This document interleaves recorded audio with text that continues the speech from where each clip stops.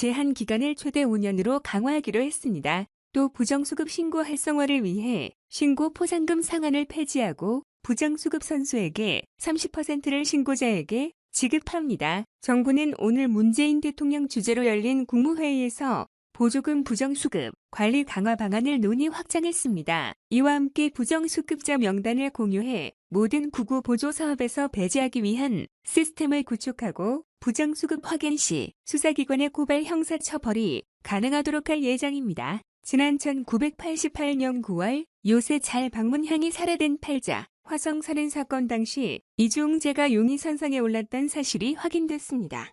당시 경찰 수사 기록에서 이 존재를 대면 조사하고 제목까지 주지 않은 기록이 발견된 겁니다.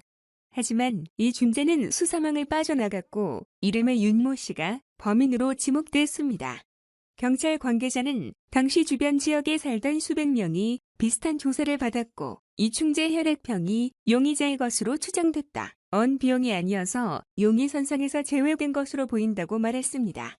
경찰은 그러나 이 존재에 대해선 유 씨의 재판에서 결정적인 증거로 제시된 방사성 동의 원조 감정을 실시하지 않았다. 당시 비용 문제 때문에 일일이 감정할 수는 없었다는 설명. 하지만 이중재가 여러 차례 용의선상에 올랐던 사실이 확인되면서 당시 경찰 수사를 둘러싼 논란은 더욱 커지고 있습니다. 범인으로 확정돼 19년 넘게 옥살이를 한 유신 최근 경찰 조사에서도 억울함을 호소한 것으로 전해졌습니다.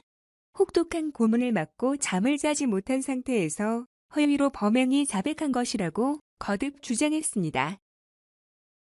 고문과 가혹행위로 허위 자백했다는 주장이 이충재의 자백이 또 그걸 뒷받침하는 상황이 되는 겁니다. 이걸 어떻게 가볍게 볼 수 있어요? 이 존재와 유 씨 수정만으로 재심 청구가 받아들여지지 놓고는 법조계 의견이 엇갈린 가운데 경찰의 수사 결과에 관심이 집중되고 있습니다. 이정화입니다. 모태 손님을 살해한 뒤 시신을 잔혹하게 훼손하고 유기한 장비호의 첫 재판에서도 달라진 게 없었습니다. 엷은 미소까지 보이며 법정에 들어선 상대 오는 반성의 기민 전혀 없이 막말을 쏟아냈습니다. 자신의 살이 사욕을 채우기 위해 살이 한 게 아니기 때문에 유족에게 미안하지 않다는 말을 서슴지 않았습니다. 거주지 등 기본적인 인적사항을 묻는 판사들이 보낸 아예 답변을 거부하는 등 재판 절차를 무시하는 태도도 보였습니다.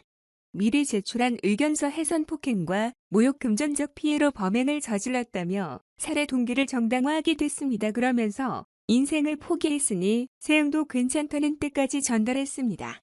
재판 중인 방 청소기에 앉은 유족을 반이 쳐다보며 미소를 짓는 뻔뻔한 더 보였습니다.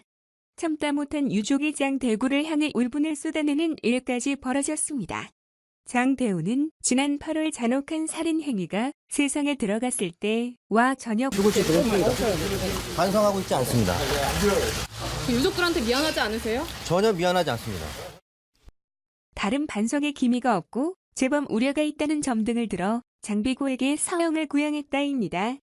법원도 장 대표가 혐의는 영을 모두 인정하는 만큼 공판을 한 번으로 마치고 다음 달 5일 곧바로 선고하겠다고 밝혔습니다. YTN 김대한입니다. 구치소에 수감된 조현아 전 대한항공 부사장에 대한 각종 편의 제공에 연루된 교정 공무원들은 사건 4년 만에 주방 징계위에서 징계가 결정되었습니다. 이 가운데 2명 징계가 과하다며 즉각 소총 심사를 제기했습니다. 그런데 당시 중앙징계위와 도청, 심사위의 회의록을 보면 봐주기 정황이 곳곳에서 보장됩니다. 먼저 법무부는 최초 감찰 때 금품을 받고 금지된 화장품 반입을 허용한 당시 서울 남부술 의료과장에게 정직 3개월 연결고리 등의 역할을 하는 다른 2명에게는 감봉 3개월 요구에 그쳤습니다. 광진 케미가 국민적 여론을 고려해 개인과 정직 3개월이라는 다엄한 징계를 내렸다는 점에서 법무부가 서둘러 제 직구를 감싼 것 아니냐는 비판이 제기됩니다. 특히 해임됐다. 남북 주소 의료 과정이 소총 심사를 통해 강등으로 징계 수위가 가벼워지는 과정에서는 더 이상한 대목도 등장합니다. 수심을 맡은 소총 심사위원회 수수한 금액에 비춰보면 통상적으로 해임 또는 파멸에 해당하는 배제 징계가 내려진다면서 원래 처분이 합당하다고 판단합니다. 하지만 한 소총 심사위원회 정년이 얼마 남지 않았고 조직에 기여한 정도를 고려해야 한다. 다른 소총 심사위원회 비미 사실은 인정했지만 중징계할 사안은 아니라며 감격을 의견을 제시했고 결국 표결 끝에 게임에서 강등으로 최종 결정된 겁니다. 사회적 관심이 큰 사람도 저도 국민 정서와 동떨어진 손방망이 징계를 가겠다는 지적이